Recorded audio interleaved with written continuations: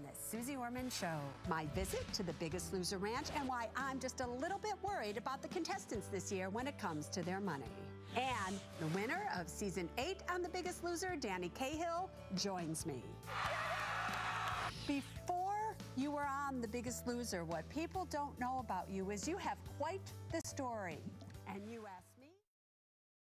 The way that you keep weight off forever is that you have already dealt with your financial issues. You go into this strong and you're dealing with both of them at the same time with equal power. And nobody knows that better than our first guest tonight. Actually, he is the winner of last season, Season 8 of The Biggest Loser, Danny Cahill.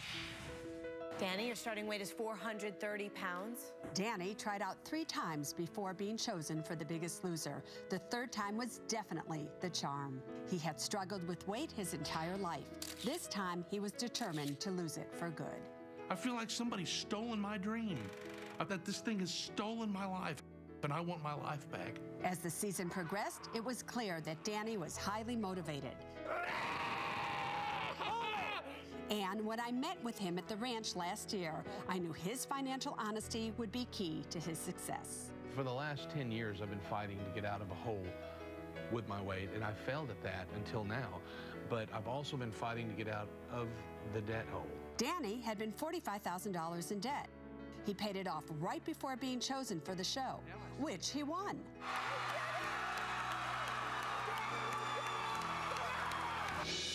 This season, he and I joined forces to help contestants see the connection between health and wealth. It was embarrassing to me to come out in front of America and say I was $45,000 in credit card debt. I am sitting here because I want you to take full responsibility for your life.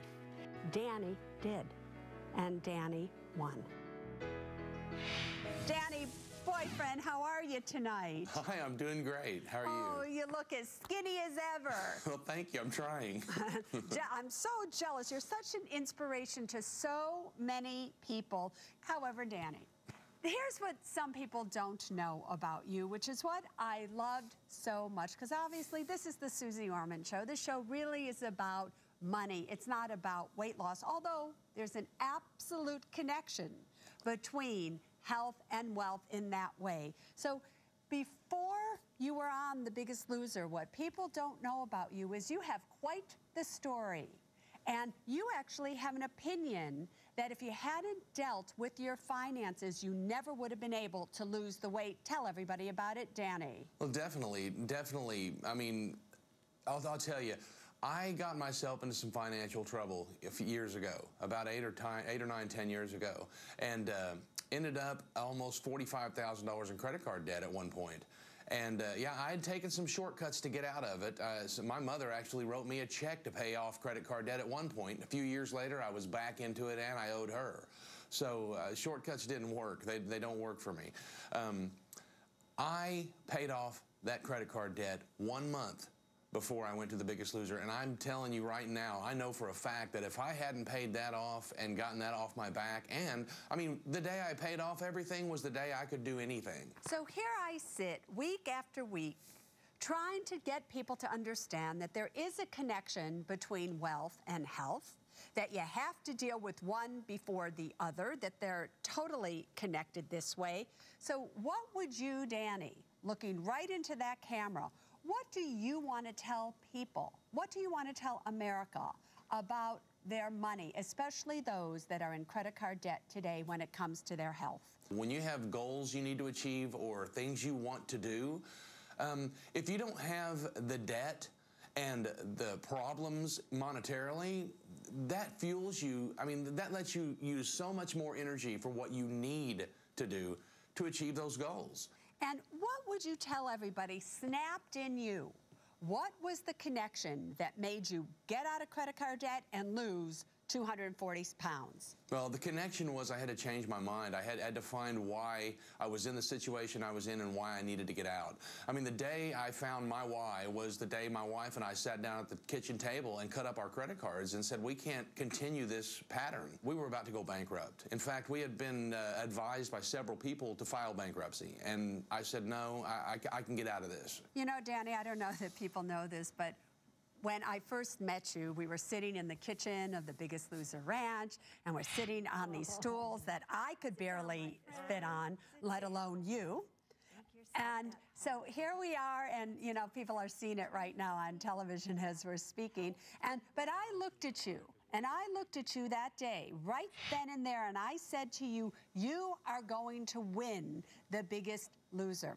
And the reason that I knew that is because I knew anybody who could get out of $45,000 of debt had what it took to also get out of the burden of holding on to all this weight.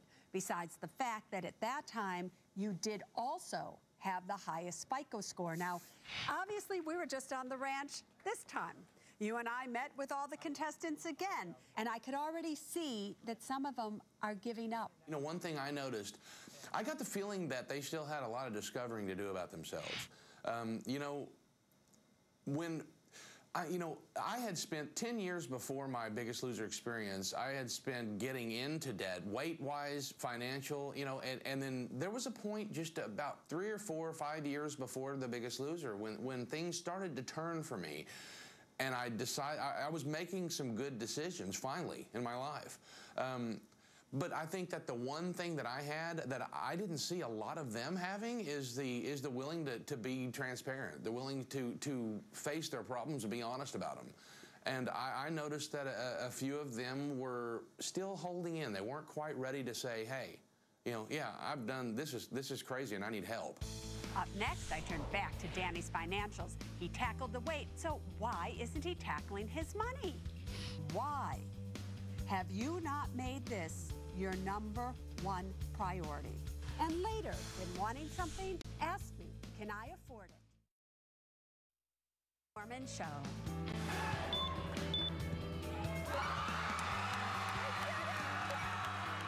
I'm talking to last season's winner of The Biggest Loser, Danny. He was near bankruptcy at one point. Now he's won $250,000 and has new money issues. Our conversation continues. All right, Danny, what do you want to know from me? You're on the Suze Orman Show. What can I do for you now, sir? What I need to know is, you know, I do have this tax burden with the money I won. I have paid off some debt and taken care of some issues with my home and some repairs and things that have been needing to be made because obviously over the past 3 or 4 years we've been taking every cent and socking it toward our debt. I'm in a better financial position than I've ever been in my life, so I need help. All right, so let me tell you why I agree with you that you need help, because when I met with you a while ago, there was one thing that I said to you, Danny. I said, you need a will, you need a trust, you need to do a few things, and yet, Danny, to this day, you still haven't done it. I know. You still haven't done it, and when I ask you why, because I talked to you before we started this evening, right, you said you've just been so busy. So here's the first thing that I want to say to you. In the same way that you had to count every single calorie, you counted every single calorie, and you probably still do, count every single calorie to make sure that you maintain this svelte, sexy body that you have created.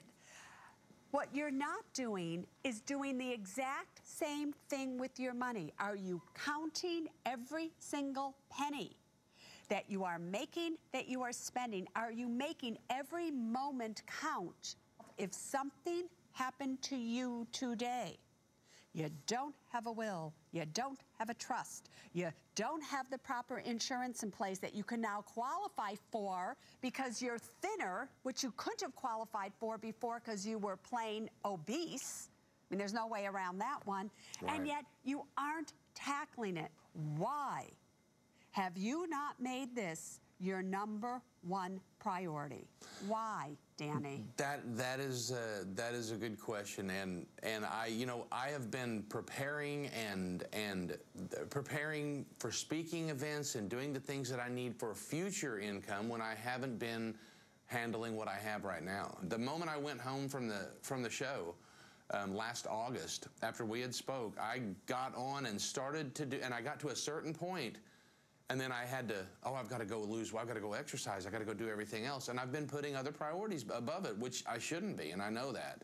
And actually, this tonight is going to help me jar me back into place, because I'm going to tell you that I've got to take care of what I have now before I figure out my future. You know, that what I have now is what I'm holding in my hands, and if I let that slip through my fingers, then I'm back to where I started.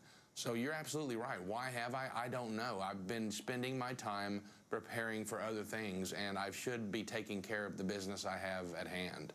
Here's the thing. You have got to stay in the present. Again, retirement is about the future. So you're already thinking future rather than what do you look like financially speaking in the mirror right now. So here is your task for you.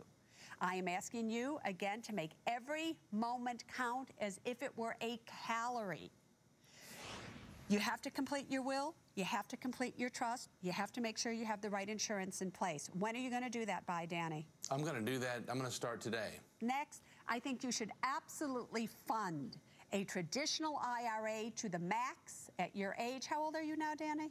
I'm 40 years old. Yeah. So at your age, that's a $5,000 contribution. Your wife can also, as a non-working spouse, do $5,000 and then convert it to a Roth IRA.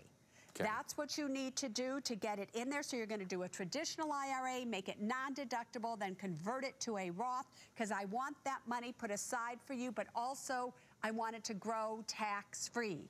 Next, if your income continues to be as great as it is, after you have done your Roths, if you have more than $10,000 a year that you can put away, I'd like to see you actually pay off the mortgage on your home. Okay. I'd like to see you, Danny, be at the age of 41, 100% debt-free. I'd like you to just know no matter what happens, you're okay, because here is just something else I want you to think about.